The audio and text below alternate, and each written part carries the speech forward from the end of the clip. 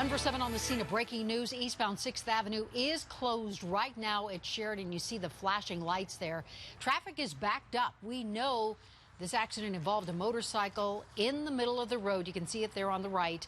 We do know that one person was seriously hurt, so we will keep watch on this situation at 6th and Sheridan, let you know of any new developments. And I'm glad you're watching tonight. Denver 7 has several exclusive stories this evening. For one, a Castle Rock man died fighting ISIS. And tonight, only his family is talking to us. His body is finally back on U.S. soil. Also a story you will only see right here on Denver 7. Disease is taking away a little girl's ability to walk. And tonight, a community is rallying to get her a service dog. But first, dogs at a Denver doggy daycare eating bags of heroin. Exclusive tonight, surveillance footage from that daycare you will only see on Denver 7. And one of those dogs nearly died. And Denver 7's Jennifer Kovaleski is live where it happened off 13th and Santa Fe. Jen, someone threw the heroin? Ann and Shannon, you can't make this up. While running from officers down this alley, the suspected drug dealer allegedly threw 17 bags of heroin over this fence. On the other side is a doggy daycare where one of those dogs ate an entire bag and had to be rushed to the vet. The owner of that dog now wants the suspect to pay. You can't process the fact that your dog ate heroin. Yep, you heard right. She's high on heroin. We're treating her. But you need to come as soon as you can. And the whole thing was caught on camera. I'm upset. I'm grateful that she's alive. You can't see the suspect throw the drugs over the fence in the video, but that's Charlie. And what she's eating is a full bag of heroin. Scattered all over the entire room. A few seconds later, an employee starts picking up the baggies. All in all, 17 baggies were found in our playroom, not including the 5 that the guy tried to swallow. The employee saved her life. Laura, Charlie's owner, who asked us not to use her last name, says Charlie had to be rushed to the vet. She's lost no energy. Charlie is doing much better now. But Laura says when she got the call at work, they didn't know if she'd make it. I could have lost my dog yesterday because some stupid idiot decided to sell drugs, run from the police, and throw them. This whole heroin problem around here is ridiculous. Garrett Bishop runs the Bark and Play where it happened. He says it highlights a much bigger problem. You know, we find needles, we find everything around here, and it's getting to the point to where I can't let my employees go outside. And Laura has this message for the suspect. If you want to do drugs, you can do drugs. You can ruin your life. If you want to sell drugs to people that want to do drugs. You're ruining their life, and they chose it. My dog didn't choose it. Denver police did catch that suspect. They say that they saw him doing a drug deal near 14th and Spear, and that's what led to the chase. He's in custody facing possible drug charges, but they're still trying to positively identify him because they believe that he may have given them a fake name. Reporting live tonight, Jennifer Kovaleski, Denver 7. Yeah, that is outrageous. And as you can imagine, the vet bill isn't cheap. The dog was treated with charcoal and given the heroin overdose antidote Narcan. The vet bill topped more than $500, and Denver police are now working with its Victims Assistance Program to see if they can help cover the costs. Developing tonight, questions surrounding the arrest of former Denver Mayor Wellington Webb's granddaughter, Jamie. Well, the Denver Sheriff's Office Internal Affairs Office wants to know if she got special treatment while being booked into the jail. Now, Jamie Webb is also the niece of Stephanie O'Malley, who oversees the Denver Sheriff, Police, and Fire Departments.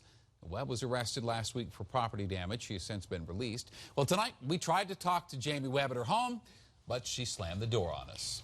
And tonight we learned a new overflow shelter could soon be housing more homeless men in West Denver. A city council committee approved a plan to buy this building. This is near 7th and Elcott.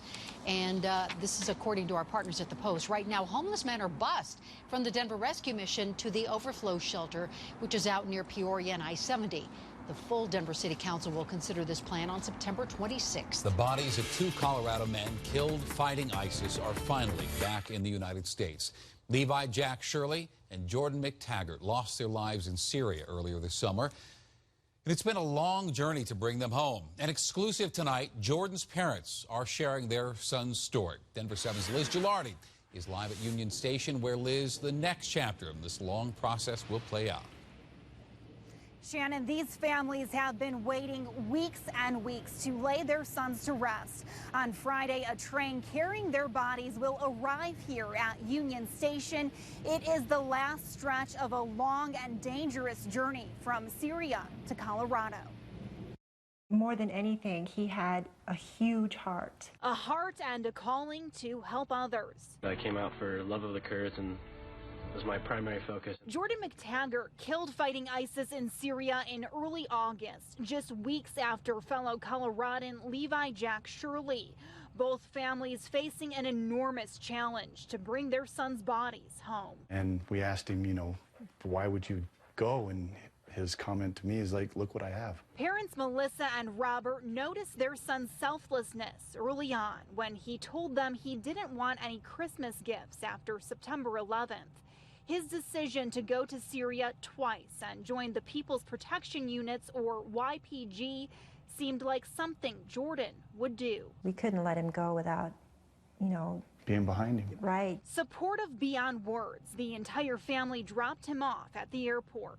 Because it almost made sense that he would have, you know, have this aspiration to do this big thing, because that's what he was kind of all about.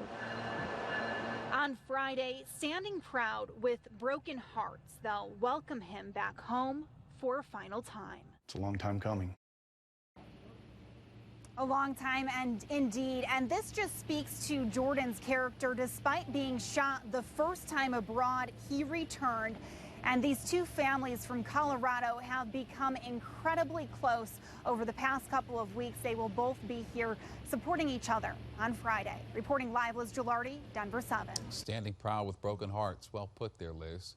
In all, the bodies of 3 Americans fighting with those Kurdish forces were just flown back, and it was a very long and very costly journey. The Kurdish government spent nearly $44,000 to send all 3 men back home. Help continues to pour in for 3 high school football coaches injured in this school bus crash near DIA on Sunday. The original goal was to collect $10,000 to help the Legacy High School coaches. Well, when we checked the GoFundMe site tonight, it was already over $16,000. We do know that 2 of those coaches are now home from the hospital. And if you want to know more about this fund, you can go to thedenverchannel.com. And we are so excited to share this update to an exclusive story we brought you last night.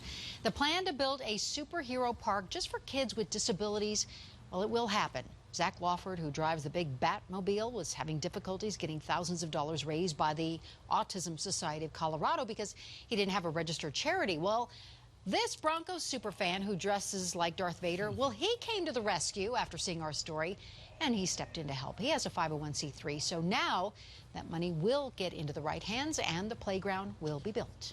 A pastor is being cleared after being let off in handcuffs by police when his wife was found dead in their home. We brought you this as breaking news last night. Well, police tonight say the death is not suspicious. Friends and family said she was battling cancer and she fell on her head. Well, it's not your car itself, but rather what is underneath your car that's attracting thieves in Metro Denver right now. Crooks are snagging catalytic converters by crawling under your car with a saw and then just cutting them right off. It happened to O'Hara Johnson in Aurora. Thieves stole the converter off his Buick and then his license plate. Well, I feel you cheated out of my money, you know, and then when you're on fixed income, you have to be more frugal with your money. Cut this out. Some of these could be worth 30 bucks, some of them could be worth 150 bucks. So they take it, they cut it out of the car, they take it to a guy that buys them that can use the precious metals. Easy money. According to the National Insurance Crime Bureau, catalytic converter thefts are up 23% since 2008. Did you have any moisture falling around your house tonight? One of our photographers lives near Kersey and took pictures of this. Look at all that hail.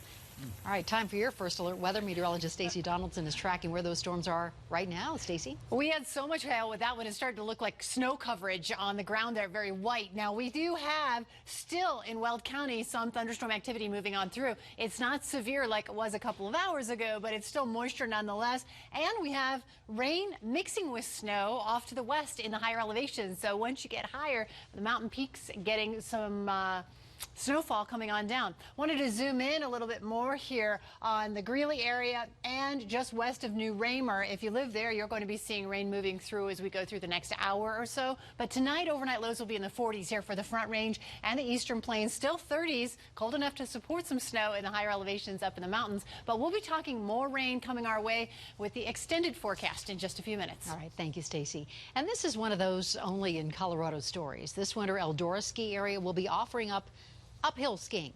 Yeah, you heard me right. skip the lift and walk up the hill before skiing down. It's, you know, one of those exercise things. Skiers will only be able to hike up the mountain during the week. But what about gravity? That's going to be a problem.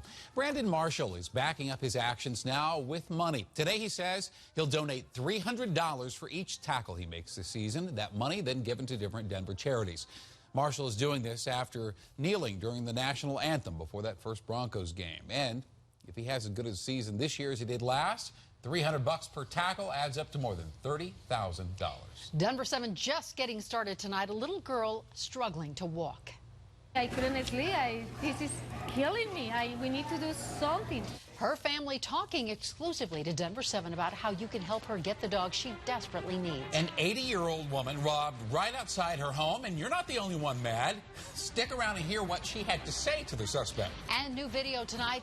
And you don't see this every day, bringing this busy rush hour to a stop.